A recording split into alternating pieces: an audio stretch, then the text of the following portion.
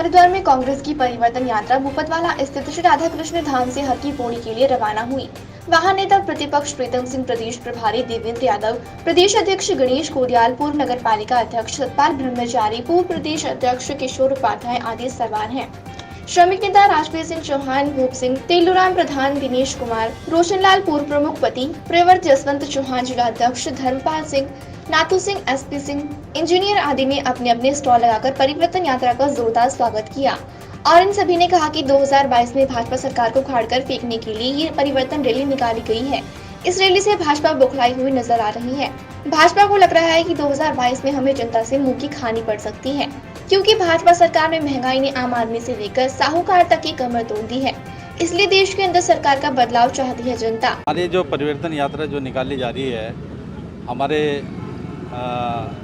पूर्व मुख्यमंत्री हरीश राव जी और हमारे जो नवनिर्वाचित अभी प्रदेश अध्यक्ष बने हैं श्री गणेश गोदियाल जी के नेतृत्व में और हमारे प्रीतम सिंह के नेतृत्व में ये परिवर्तन यात्रा जो बेरोजगारी और महंगाई, जनता इतनी बेरोजगारी और महंगाई को झेल रही है, उसे परिवर्तन करने के लिए हमने ये परिवर्तन यात्रा निकाली है।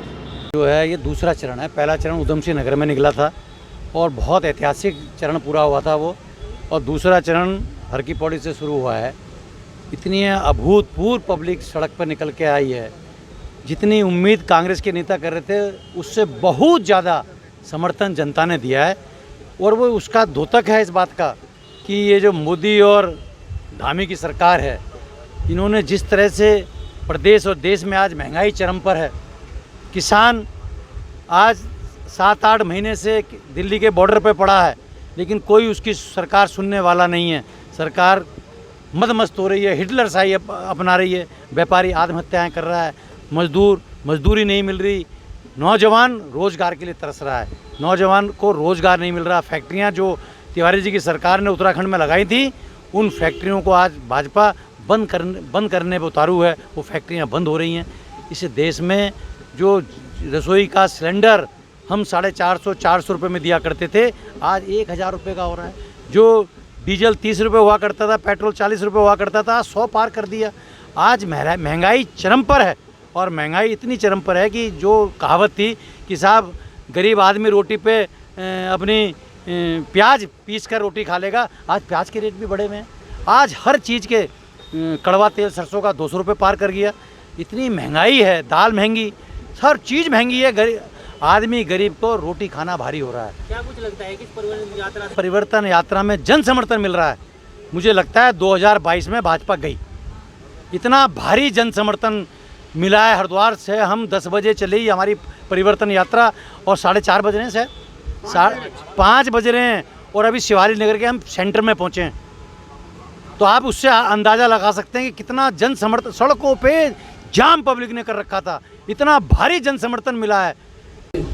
हमारे माननीय हाईकमान दिल्ली के निर्देश पर प्रदेश के अध्यक्ष श्री गोदियाल जी और श्री प्रीतम सिंह जी के निर्देश पर ये पदयात्रा, परिवर्तन यात्रा इसलिए निकाली जा रही है कि भारतीय जनता पार्टी ने जनता को झूठे प्रलोभन देकर ये 7-8 साल ऐसे काट दिए कि ना गरीब को रोटी ढंग से मिल रही है, ना महिलाओं को कहीं सुरक्षा है, बेरोजगारों को रोजगार नहीं है, बेरोजगारी बढ़ रही है, महंगाई चरम सीमा पर है, डीजल पेट्रोल के दाम आसमान छू रहे हैं। लगभग 10 महीने हो गए हमारा किसान दिल्ली की सीमाओं पर पड़ा है, लेकिन सरकार मदमस्त है। सरकार को इस बात की कोई चिंता नहीं है कि जिस किसान की हम आय बढ़ाने की बात कहते हैं, उस किसान को हम 10 महीने से सीमाओं पर पड़े हैं। धूप, सर्दी, गर्मी सब चीज़ों से सहन कर रहे हैं बेचारे।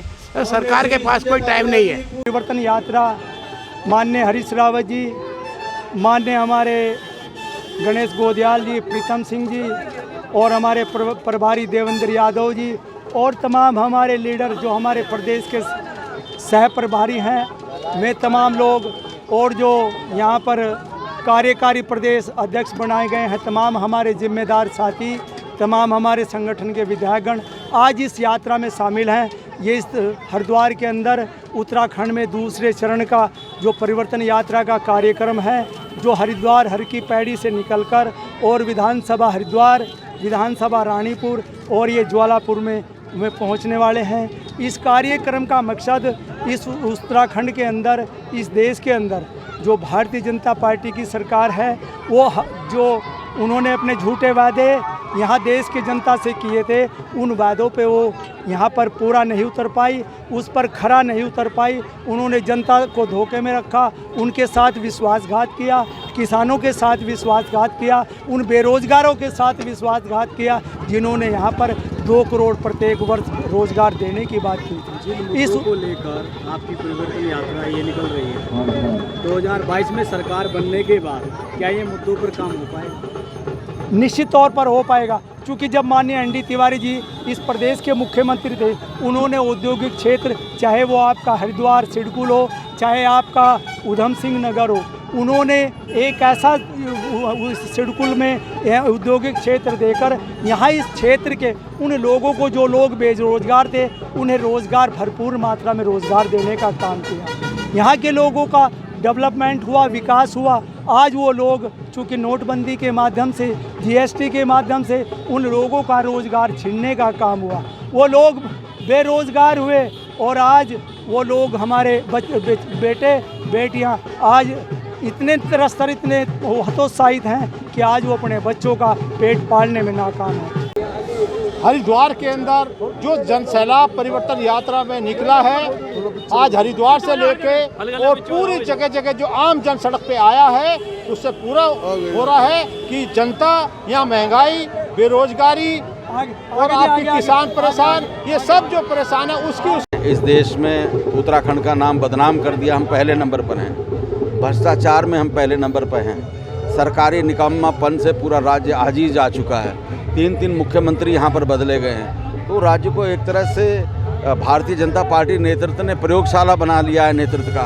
और ऐसा लगता है जैसे वो 8-10 मुख्यमंत्री बनाकर ये चाहते हैं कि बाद में वो जब सरकार चली जाए तो मुख्यमंत्री के जो पद और अधिकार हैं उसका वो सेवन करते रहें, लेकिन उनकी कोई जनता प्राथमिकता नहीं है। किसी बेरोजगार के लिए, कोई नौजवान के लिए रोजगार का रास्ता नहीं खोला गया है। मातृशक्ति के ऊपर जगह जगह जघन्य अपराध हो रहे हैं। आज जो एक डाटा आया है उसमें आया है कि भारत में सबसे ज़्यादा बलात्कार उत्तराखंड में हुए हैं। तो जाहिर है कि सरकार नाम की कोई चीज़ नहीं है और लोग मतदान के दिन की इंतजार कर रहे हैं, और जिस दिन भी चुनाव होगा इस सरकार का सोपड़ा साफ हो जाएगा।